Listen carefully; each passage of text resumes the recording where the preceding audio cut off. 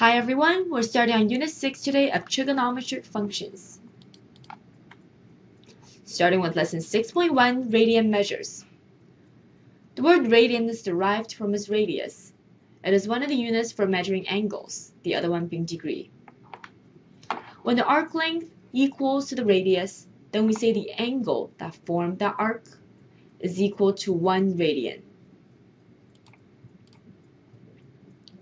We already know that the circumference of the circle equals to 2 pi r. This means there are 2 pi radians in one complete revolution. A complete revolution around a circle makes an angle of 360 degrees. Therefore, 2 pi, which is radians, equals to 360 degrees, and pi equals to 180 degrees. Note that it is possible to convert from degrees to radians for an angle, and vice versa. To convert from radians to degrees, you simply multiply it by 180 degrees divided by pi. To convert an angle from degrees to radians, you should multiply it by pi over 180 degrees. So let's try it in some example. Taking a look at example 1 from your learning resources, it asks us to convert 60 degrees to radians. Thus, we multiply it by pi over 180 degrees. 60 goes into 183 times, therefore we get pi over 3. Now let's find the equivalent of pi over 4 in degrees. We multiply pi over 4 by 180 divided by pi. In total, we get 45 degrees. What arc on the unit circle is equivalent to 270 degrees? It's actually asking us the same thing as converting 270 degrees to radians. So we do the same thing as we did in question 1, in which we multiply it by pi over 180. And we get the final answer of 3 pi over 2. Now let's take a look at right angle triangles. The long end of the right angle triangle is the hypotenuse.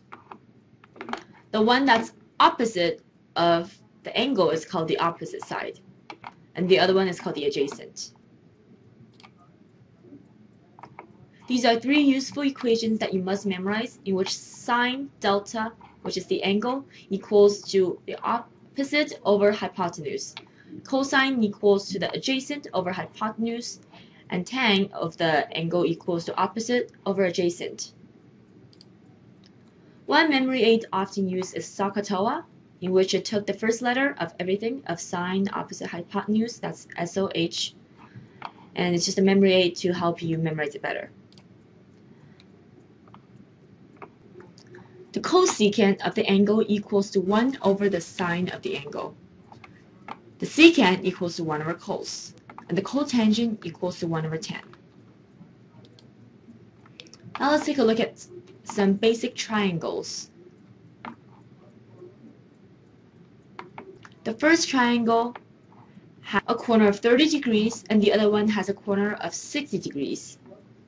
So when we calculate it out, this side, which is the opposite of pi over 6, is 1.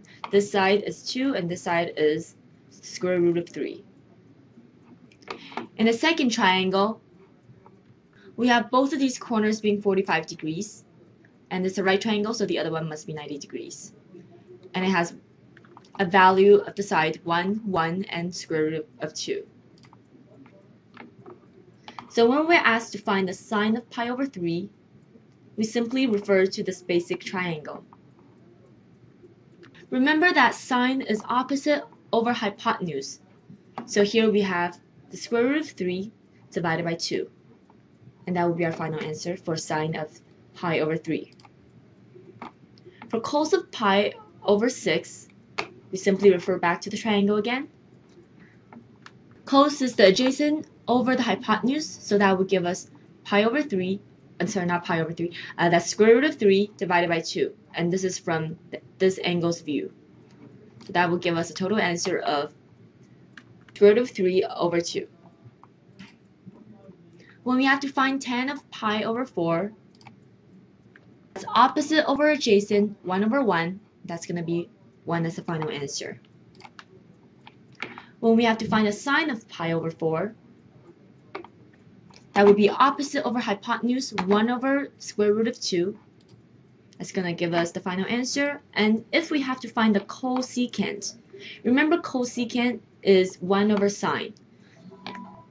So that would be 1 over square root of 2. That would equal the square root of 2.